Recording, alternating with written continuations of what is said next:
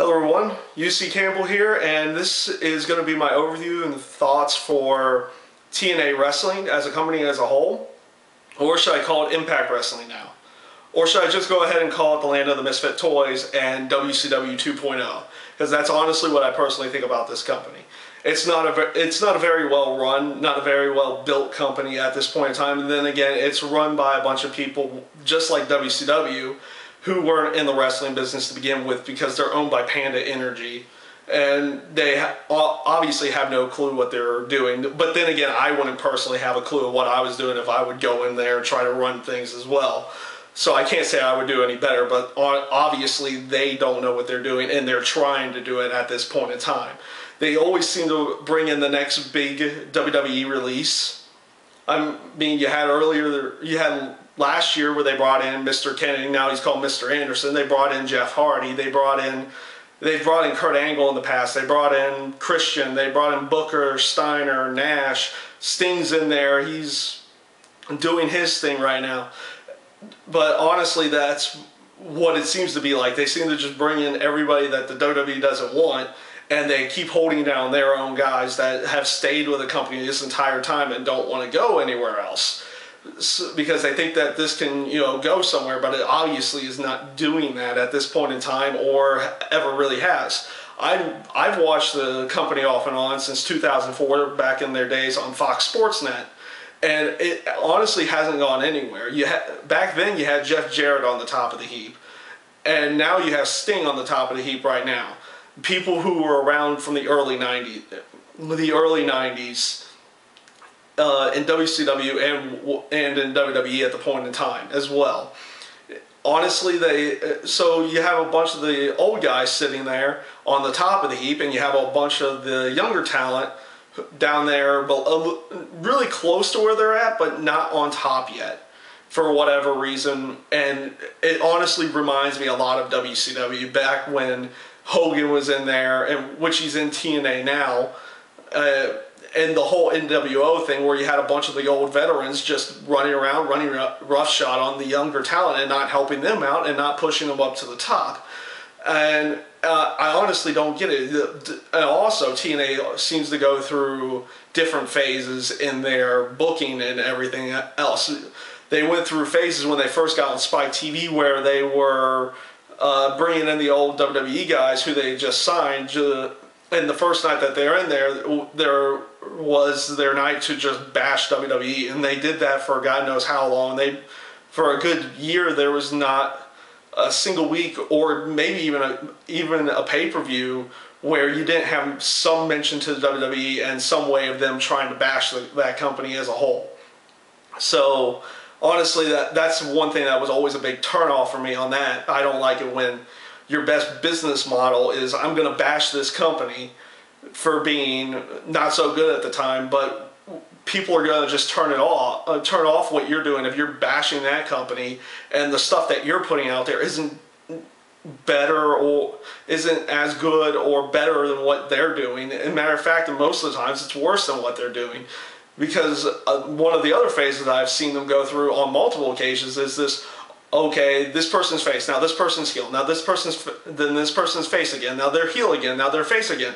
And it went that way from from late last year into earlier this year, where it just constantly did that. And the only constant thing that you truthfully knew about the company was that Mr. Anderson was an asshole. And that was pretty much all you could gather from the company, because one week that someone would be face, and they would be heel the next week, then they'd be face again the next week after that. Honestly, I don't get why they keep some of the bookers around, because they obviously aren't doing anything that good, and they just do things to try to shock the fans. And honestly, going for just pure shock value doesn't always work, and this has been proof in TNA's ratings as a whole. Because they always get it always seems like they're in the 1.1 to 1.2, maybe 1.3. They've been up to 1.5 back when Hulk Hogan debuted, but it trailed down right after that. And it seems like every time they do bring in someone new from the WWE, it's supposed to be this whole new ratings changer, and they're going to bring in the viewers and everything like that, and that's never happened. The only person that truthfully probably could have done, the only two people that I know from the WWE that came to TNA that could have probably truthfully done that would have been Kurt Angle and Jeff Hardy. Unfortunately, with Kurt Angle, that didn't happen, but he still performed to the top of his level, but he always shows up for tapings and pay-per-views. He doesn't really do a lot of their house shows. He has to keep himself on a limited schedule due to his health reasons and everything like that. We all know, bad neck, bad back. He's got to be on a limited schedule. That's honestly okay with me. I like his work in the ring still. But when Jeff Hardy came in, you could have said, hey, this guy was big with most of the fans in the WWE. He can come into the company and maybe change stuff up and bring a whole new viewership into there.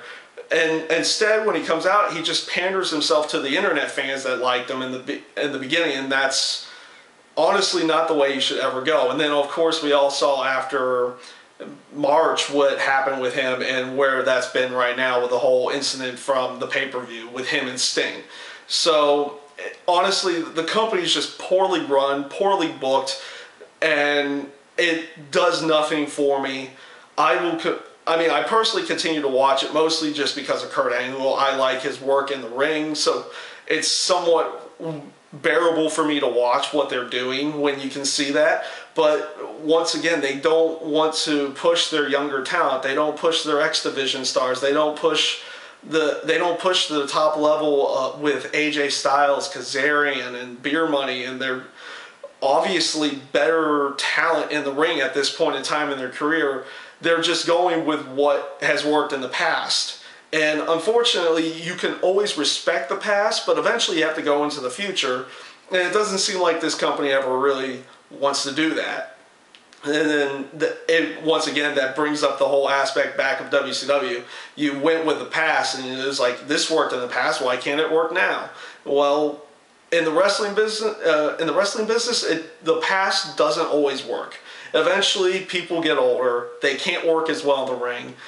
I hope to God they don't do the Sting versus Hulk Hogan match, because honestly, that would it wouldn't draw pay-per-view buys. It wouldn't draw ratings. And it would just put Hulk Hogan and Sting in danger of their own health. And I would personally never want. And I personally don't want to see that happen to any of those two, to either one of those two, because I was big fans of both of them and their mainstay in their prime areas in their careers, and still somewhat are. I'm not much of a fan of Hogan right now, but Sting, he can still go in the ring, but they obviously don't want to they don't want to push the younger talent. They don't want to push the younger talent. They want to keep the older stars on top, and it's just gonna fail in the end.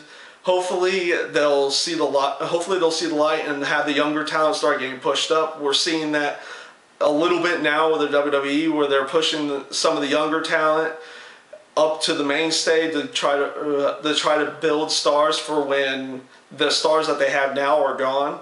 So hopefully TNA will eventually do that. But as of right now, well, I'll just go off and say TNA sucks.